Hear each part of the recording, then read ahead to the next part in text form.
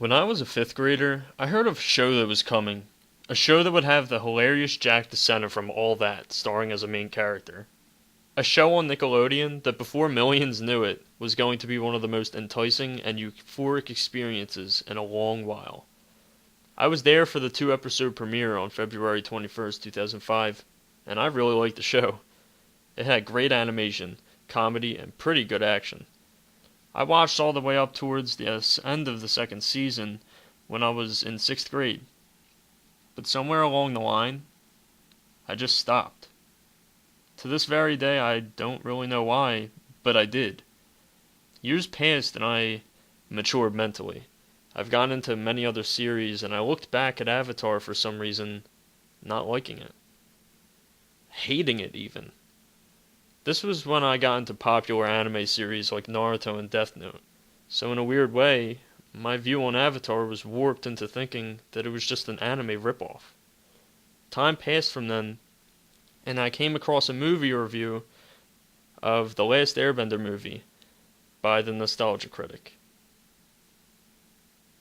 His review goes on about how Avatar is an incredible experience and how the movie put a horrible taste in the mouths of millions of fans, pulling up some very interesting and great reasons as to why. I pulled back after watching this review and I thought to myself, was the show actually better than what I thought it was even when I liked it? And well, sure enough, I gave it a second shot. The entire show, another shot. It was early in the morning at about 4 a.m. and I began my journey once more.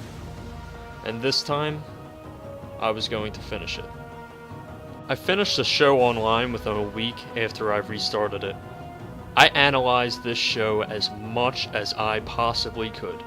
From the themes, characters, plot, comedy, drama, action, and of course, the animation.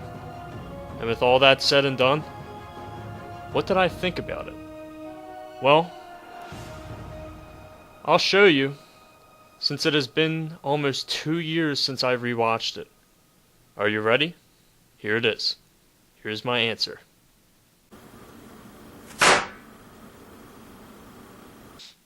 Within about a year and a half, I purchased seasons 1 through 3 of Avatar on DVD, including an extra DVD of season 3, the first part of a comic book trilogy, 3 out of the 4 seasons of the sequel series The Legend of Korra on DVD, and a massive art book of the entire first series, which I affectionately will call the series Bible. Avatar The Last Airbender is the most amazing series I've come across, and I don't see that changing anytime soon, and for obvious and great reason. The story is compelling, the characters are vivid and lifelike, the universe is gigantic, beautiful, and expanding. The themes are thought-provoking, the music is spectacular, the drama is tear-jerking, the action is amazing, the comedy clever, the animation gorgeous, and the character development unmatched. This series has won so many awards from being one of the greatest television series of all time. No, I'm not joking you. The series has been nominated for 18 major television awards and won 11 of them, including a Primetime Emmy Award. Holy shit! When the series debuted, it was rated the best animated television series in its demographic. New episodes averaged 3.1 million viewers each. Many people regard it as a major animated series and has gained somewhat of a massive cult following. A 1-hour special showing of The Secret of the Fire Nation, which aired on September 15, 2006, consisting of The Serpent's Pass and The Drill, gathered an audience of 5.1 million viewers. According to the Nielsen Media Research, the special was the best performing cable television show airing in that week. But when the 4-part Sozin's Comet finale aired as a 2-hour movie in 2008 on Nickelodeon, the series' ratings jumped to 5.6 million viewers.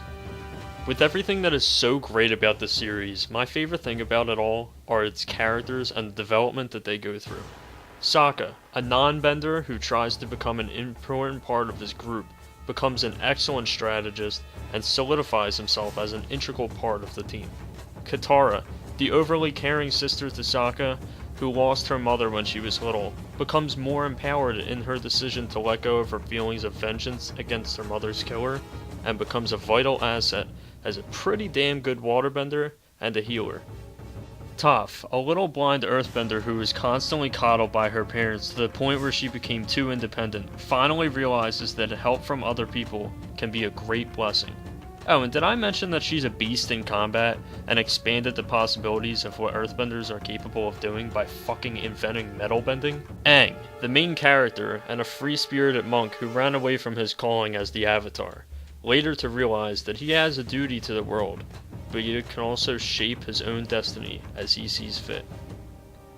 And of course, Zuko, the banished prince of the Fire Nation, who is sent to capture the Avatar to regain his so-called honor, only to realize he has always been an honorable person, and actively changes his life around to better the world and become the rightful ruler of the Fire Nation. There's so many characters in the show that have their own development, but I can't go on forever as much as I would like to. The philosophy is also extremely enlightening in the show. The scene with Iroh and Zuko in the cave with tea is a great example.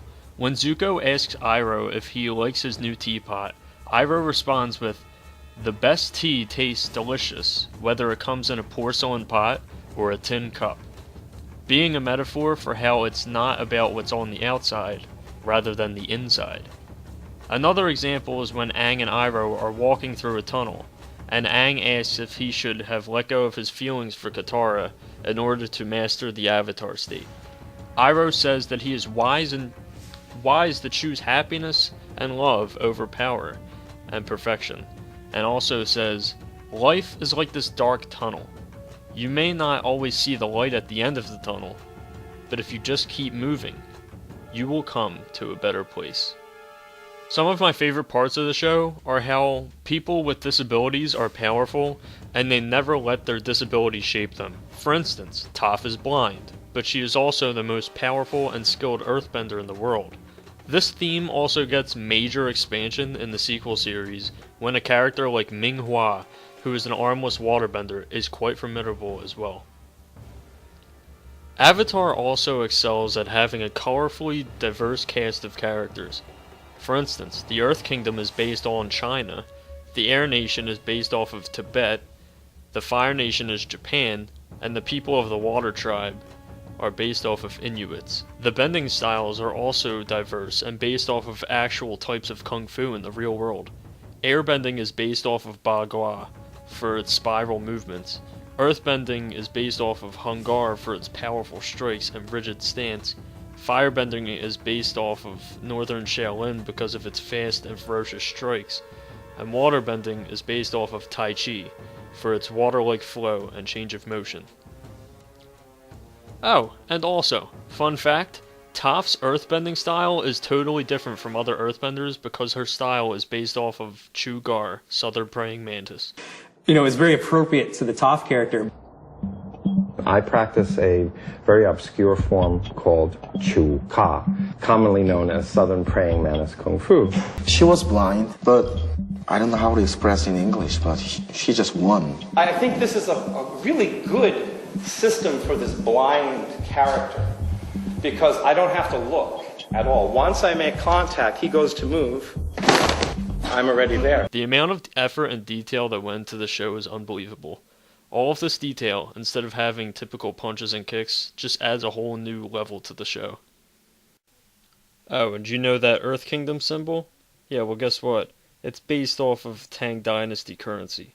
How fucking awesome. Another thing I really liked about the show is when Zuko becomes good at the end of Season 2, you can see that he really doesn't feel happy, and he is sort of lying to himself, eventually becoming an antagonist again. Many may see this as unneeded, considering he becomes a protagonist at the end of the series, but in fact, it makes his character even better. During Book 3, Zuko gets everything he wanted, but he realizes that it brings nothing but emptiness and despair to him. He regrets betraying his uncle at the end of Season 2, and finally brings himself to the brink as he confronts his father and tells him that he is going to help the Avatar win the war. This is some HBO level drama in a Nickelodeon show. Let that sink in. Also, in this show, dark things such as genocide, murder in general, and other horrible things that are in the show are never sugar-coated. These things are treated as horrible things, as they should be, teaching and challenging the audience as a whole, and giving a whole new level of realism and immersion to the show.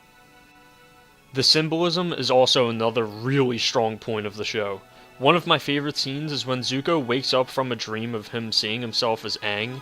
When he wakes up startled, he touches his scar. It's such a subtle detail, but it's both frightening yet powerful, because it's almost like him being disappointed about having the scar, but also being glad that it was just a dream. That is fucking deep symbolism, and this show does it a lot and succeeds every single time. Now I can keep going on and on about this show because of how much I love it, but it's really something that you would have to watch yourself to understand. If you're an anime-only viewer and you've seen this show as something that you wouldn't really want to watch, I'd say give it a shot. I was one of those people before, and I'm quite surprised with how the series went. It's very good, and I think that you would really enjoy it. So thanks for watching this review, and I'll catch you next time.